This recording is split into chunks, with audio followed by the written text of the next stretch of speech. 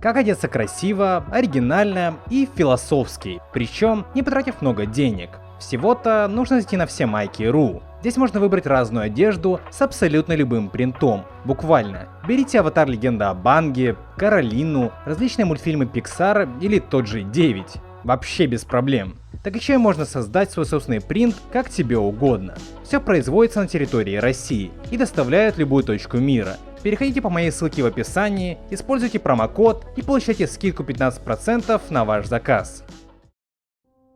Честно вам скажу, я еще никогда за всю свою деятельность не видел, чтобы локализаторы так сильно изменяли оригинальную озвучку. То, что они сделали с мультфильмом 9, это нечто за гранью понимания. И это сейчас не просто пустые слова. Я уже давно знал, что русская версия мультфильма отличается от оригинальной американской. Но чтобы настолько, поверьте, все, что говорил в предыдущих выпусках данной рубрики, это ничто в сравнении с сегодняшним роликом. Давайте обо всем по порядку. Мультфильм 9 вышел этаким экспериментом. По запросу Тимура Бекмамбетова, который оказался продюсером данного проекта, для России была сделана своя особая версия произведения. Да и не просто какая-то версия. Получился свой отдельный мультфильм. Среди всех проектов, с которыми я когда-либо имел дело, я никогда не сталкивался с изменениями подобного масштаба. А в чем, собственно, суть? Вы можете меня спросить. Вот в чем. Сценарий оригинала и нашей локализации — это две абсолютно разные вещи. Почти все диалоги, монологи и вообще все, что связано со словами, почти полностью отличается. Как это проявляется? Например, 9 на английском говорит одно, а на русском совершенно другое. И так тут делают все персонажи. Но я ничего не помню. Кто я? Скоро узнаешь. Are we alone? А второй рассказывал, что именно я должен сделать. Он говорил всегда, что ты сам все поймешь.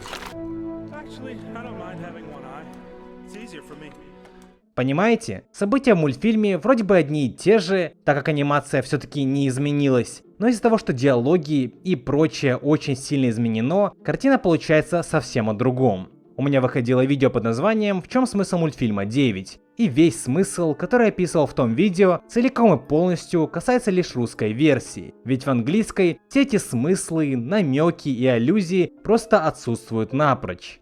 Еще я часто замечал, что как таковых диалогов в мультфильме почти нет в принципе. Большая часть хронометража — это скитания по заброшенному миру или драки с монстрами. Но я вам скажу даже больше. В оригинальной версии слов в 2 раза меньше, чем в RU-версии. Для мультфильма 9 вполне привычно, если в оригинале минуту ничего не говорят, в то время как на русском проходят целые словесные баталии или философские речи. И вот сейчас я не шучу. Второй так ждал этого дня.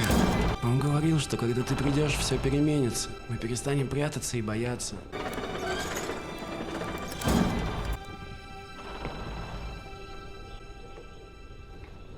Семья. Откуда я знаю, что это такое? На этом, собственно, и строятся самые колоссальные отличия. И перед тем, как перейти к конкретике и демонстрации того, в чем эти отличия и заключаются, спойлер во всем, я бы хотел объяснить, почему такая версия произведения вообще существует. Локализацией картины занялся небезызвестный автор постапокалиптических романов Дмитрий Глуховский. Он написал «Метро 2033», если кто знает. И по просьбе и позволению Тимура Бекмамбетова Глуховскому была дана полная творческая свобода. Ему буквально позволили создать свою историю поверх созданной анимации. И я сейчас не берусь судить такой подход. Свое мнение я скажу ближе к концу этого ролика. Что ж, я все говорю и говорю, но давайте ближе к делу. Даже если вы не помните, о чем был мультфильм, то ничего страшного. Локализаторам, например, это не помешало. Если честно, то даже смотря оригинальное произведение, мне сложно было избавиться от образов и впечатлений, которые создала для меня русская версия. Начну я, пожалуй, со следующего. В русской адаптации все 9 кукол были как бы частичкой души и воспоминаний ученого. Таким образом, удалось воссоздать его бывших друзей, семью и даже врагов. Нам четко говорят, кто из кукол является кем. Ты за его жену. Близнецы за детей. Я за него.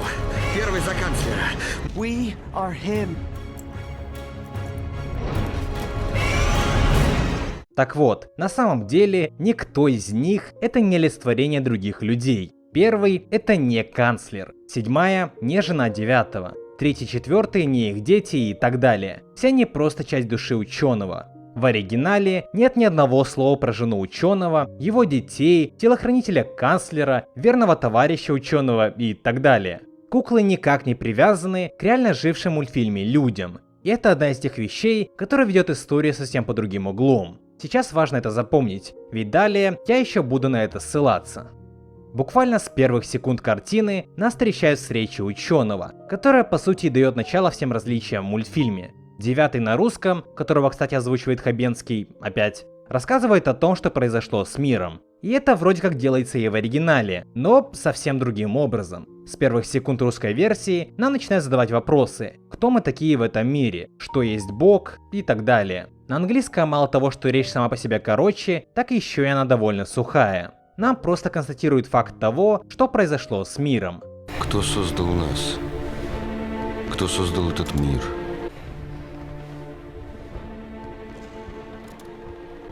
Я заплатил страшную цену, я потерял всех, кого любил. Only sped us quicker to our doom.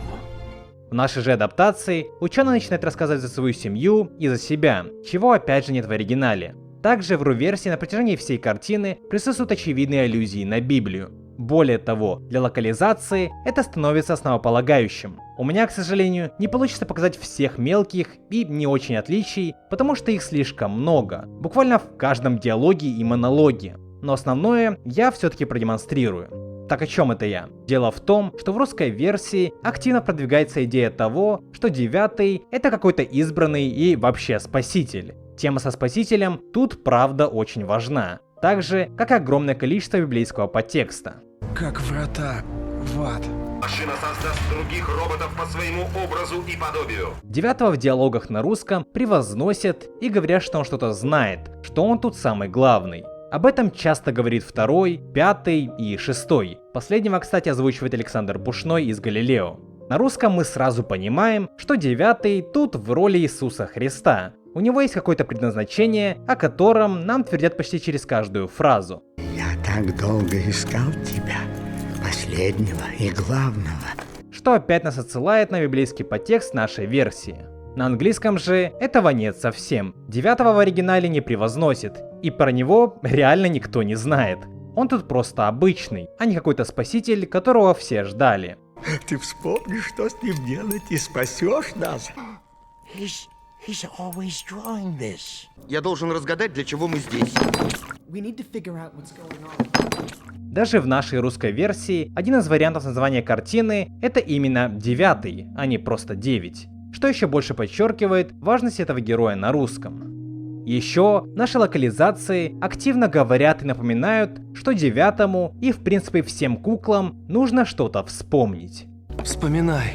Опять же, в ролике про смысл мультфильма я говорил, что в 9 можно заметить идею Платона о том, что мы все люди изначально, как только родились, уже все знаем. И на протяжении всей своей жизни вспоминаем то, что и так знаем. Стоит ли говорить, что в оригинале этого нет? Там, когда на русском говорят «вспоминай», речь заходит про некий source. На самом деле, мне крайне сложно говорить про отличия этих версий, потому что их неимоверно много. Мне было бы куда легче сказать, что в них одинакового. Чтобы вы понимали всю суть, только на 7-й минуте мультфильма в русской версии впервые звучит фраза, которая есть в оригинале. До этого это практически полностью фантазия Глуховского. Писатель посредством изменения диалогов создает другие отношения между героями.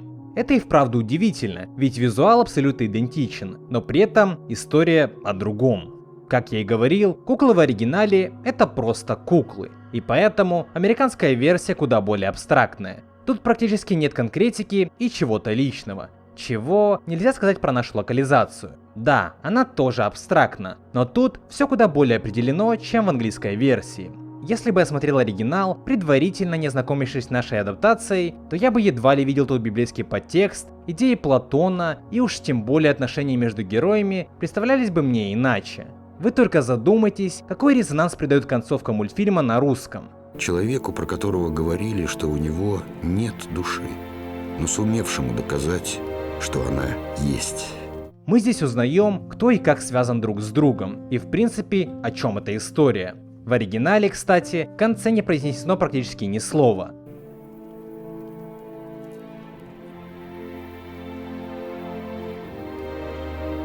Представьте, какое значение начинает иметь отношение 1 и 9, когда мы узнаем, что 1 это канцлер.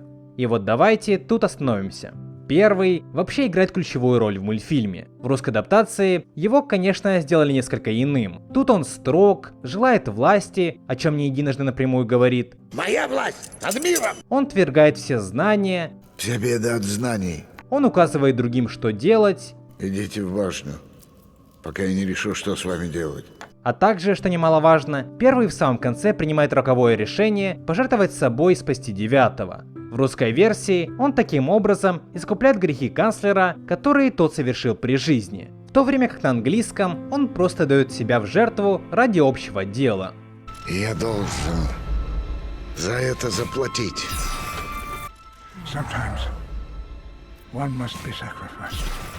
Вообще, вся эта тема с искуплением грехов тоже очень часто фигурирует в RU-версии. Нам с самого начала картины намекают, что во всем виноваты люди, так как создали какие-то машины из своей жажды знаний и власти. И видно, что это порицается, ведь в конце все герои должны искупить свои грехи. Мы должны исправить их ошибки, искупить... Как вы уже поняли, в оригинале все было совсем не так. Если честно, мне сложно понять, о чем американская версия мультфильма в принципе. Она выглядит какой-то больно абстрактной и, соответственно, нечеткой. Потому и сложно понять, что она из себя представляет. 1 в оригинале скорее выглядит тем, кто пытается сохранить свою шкуру, а также шкуры ближних, в то время как в русской версии он просто отъявленный скептик. И все. Еще в русской версии говорится, что ученый занимался алхимией, чего в английском нет абсолютно. Похоже на какие-то заклинания или на старинный научный трактат. Это алхимия. Это, кстати, может быть еще одной иллюзией на Библию, ведь алхимия — это как бы магия, и занимаясь алхимией, магией, ученый как бы навлек на себя проклятие Божье. А также в русской версии под конец мультфильма главной задачей героев было спасение душ других человечков. Об этом говорилось неоднократно, и даже сам ученый упоминал это. Так вот, на английском ученый предлагал главным героям именно убить машину, а не спасать души. Так что вот так. Как я и говорил, в этом видео я просто физически не мог рассказать обо всех различиях оригинала и RU-адаптации. Если хотите полностью понять всю разницу, то советую вам ознакомиться с этим самостоятельно. Вы точно удивитесь, что такое в принципе можно сделать. И еще раз повторюсь, 9 это уникальный мультфильм. Мне кажется, такого вообще больше нет в природе. Ну и после всего сказанного встает вполне резонный вопрос. А зачем это вообще делать? Зачем менять оригинал до неузнаваемости? В целом, в этом вроде как и не было необходимости. Можно было бы просто перевести оригинальный сценарий. Да, можно было бы. И пожалуй, в случае, если бы локализаторы также изменили Шрека или какой-то Рататуй, то у меня были бы претензии. Но вот с 9 ситуация несколько иная. И все потому, что этот мультфильм провалился в прокате и в принципе не пользуется какой-то невероятной популярностью. Он не стал культовым или вроде того. Мне кажется, что такой эксперимент должен был произойти рано или поздно, и теперь мы знаем, что так можно делать. Не всегда стоит, но можно. Просто Глуховскому удалось придать этой картине другой, крайне интересный окрас, без которого я честно не могу теперь представить этот мультфильм. Что ж, спасибо ему за это. Но, конечно, вы можете сказать, что менять оригинал настолько, это вообще не целесообразно и так делать нельзя. И вы будете правы в большой степени. Но давайте в этот раз простим это локализаторам и просто насладимся данным феноменом. Также, чтобы предотвратить возможные негодующие отзывы, скажу следующее. Хоть эта рубрика называется «Все ляпы русского дубляжа», она также называется и «Трудности перевода». И далеко не всегда видео данной тематики именно о ляпах дубляжа. Я бы даже сказал, что эта рубрика больше о различиях двух версий мультфильма, оригинальной и русской. Вот и все. Именно это я вам сегодня и продемонстрировал. Всем большое спасибо за просмотр данного ролика. И еще увидимся.